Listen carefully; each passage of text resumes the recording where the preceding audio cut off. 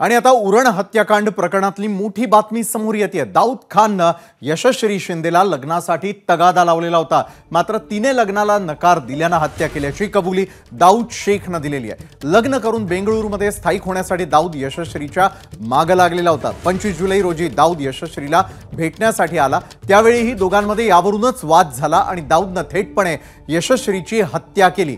दाऊद शेख आणि मयत यशश्री शिंदे एकमेकांना अनेक वर्षांपासून ओळखत होते आणि शालेय जीवनापासून त्यांची मैत्री होती। दोघांमध्ये प्रेमाचे संबंध होते। दरम्यान हत्येप्रकरणी दाऊदवरती हत्या आणि अॅट्रॉसिटीचा गुन्हा दाखल करण्यात आलेला आहे।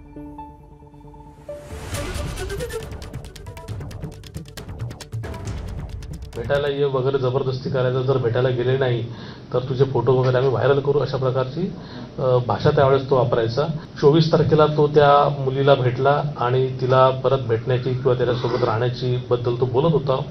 ती त्याला रिस्पॉन्ड करत नव्हती। 25 तारखेला त्या मुलीची जेव्हा विकली ऑफ होता, म्हणजे जी ज्या ठिकाणी कामाला जायची, त्या दिवशी त्यांनी तिला परत बोलवलं। ती सकाळपासून भेटायला येत नव्हती, म्हणून याच्या म्हणण्याप्रमाणे हा चिडलेला होता आणि तू माझ्यासोबत का राहत नाहीस यावरून त्याचं आणि तिचं भांडण झालं।